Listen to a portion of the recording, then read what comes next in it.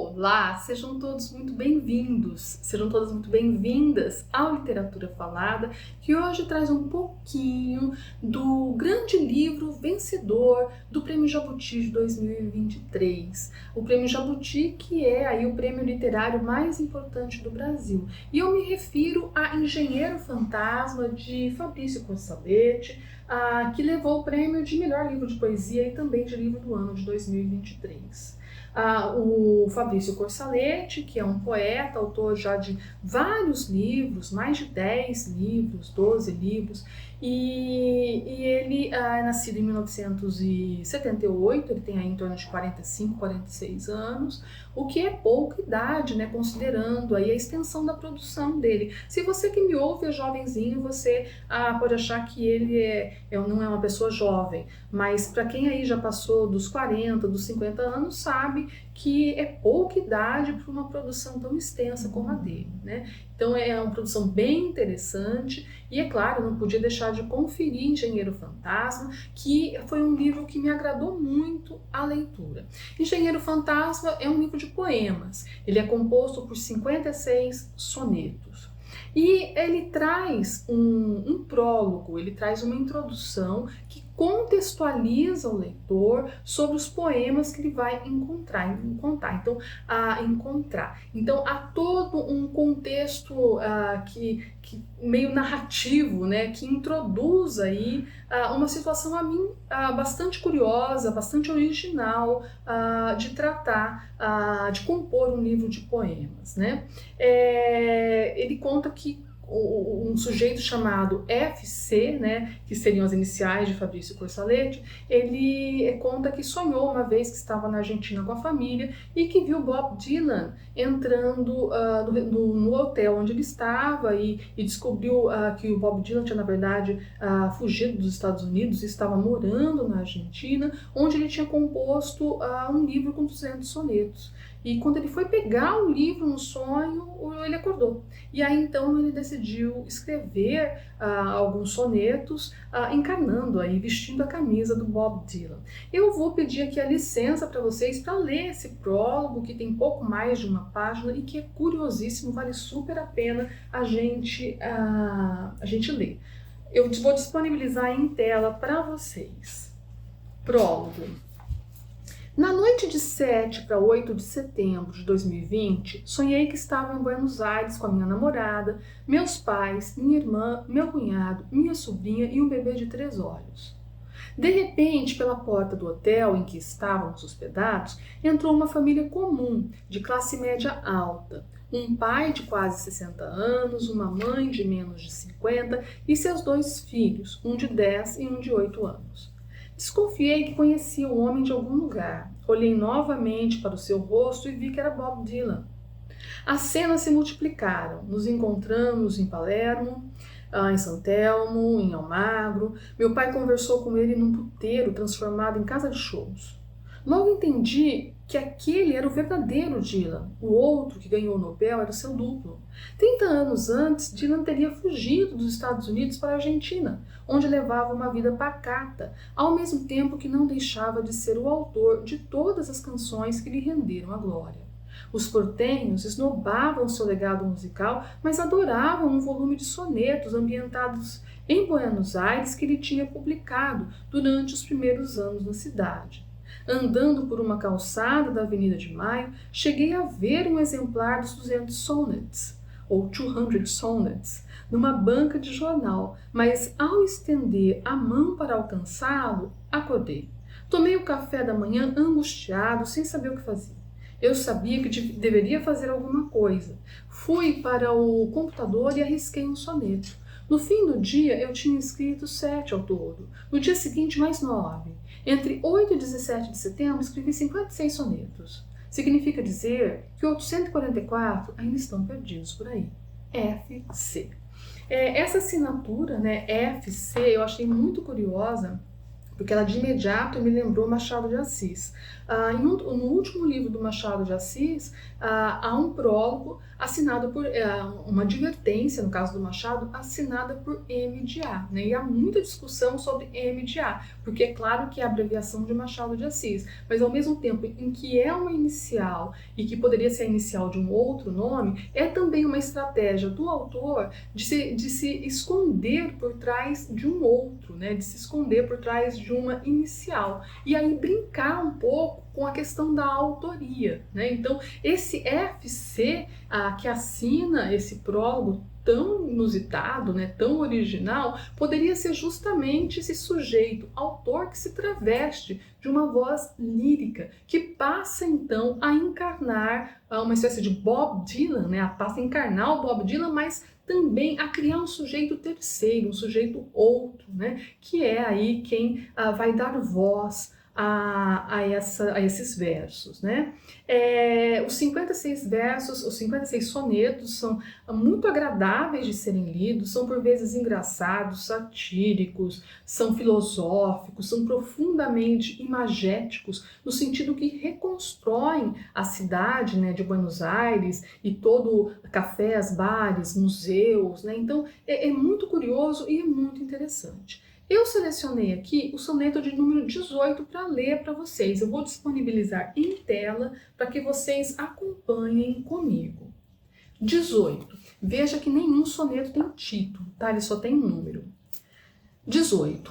Estou sempre diante do mistério quando te encontro, senhorita M. Seus olhos rimam, sua boca treme. O nariz aldeia, o cabelo império. Você sabe que estou falando sério, que abandonei completamente o leme, que meu baldoneon te adora e geme, que mudei de cidade, de hemisfério. Quero encarar de vez o seu enigma, não me interessa fama nem dinheiro, alguns amigos dizem que eu já era. Vamos quebrar todos os paradigmas, vamos botar açúcar no saleiro, flor no inverno, neve na primavera. O soneto, a gente sabe que ele é uma forma bem assim tradicional e que tem uma história assim que remonta ao século XIII na literatura ocidental. Então é uma forma bem tradicional e todos os sonetos do livro do Corsalet, eles seguem essa norma, né? Tem 14 versos divididos em 2 quartetos e 2 tercetos, e as rimas, todos os sonetos têm a mesma rima, ABBA, ABBA, CDE, CDI.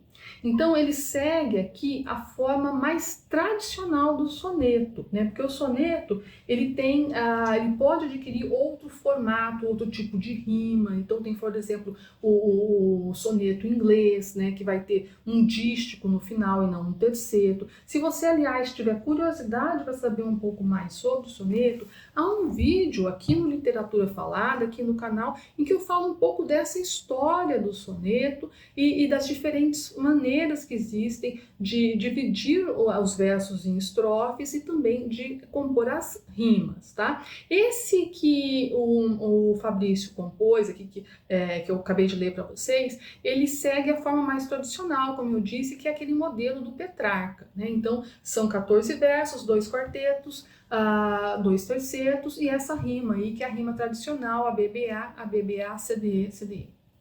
Veja que o soneto não tem letras maiúsculas, só a menos o senhorita M, que seria um nome, né? Então, com exceção desse, ele não tem letras maiúsculas, nem qualquer pontuação, nem ponto final. E isso me soa como uma espécie de liberdade no manuseio da forma.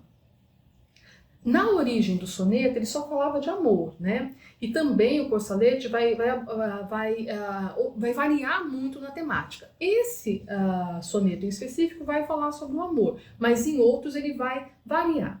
Enfim, isso tudo mostra uma espécie de liberdade dele no manuseio com essa temática e com essa forma primeira. Quer dizer, então ele vai oscilar em termos de temática e no manuseio da forma ele segue, mas ao mesmo tempo ele irá transgredi-lo como se colocasse uma marca pessoal na elaboração de cada um deles. Na minha percepção, ele compõe aqui um soneto que rompe com o mais convencional no que diz respeito à sua confecção, ao deixá-lo em aberto.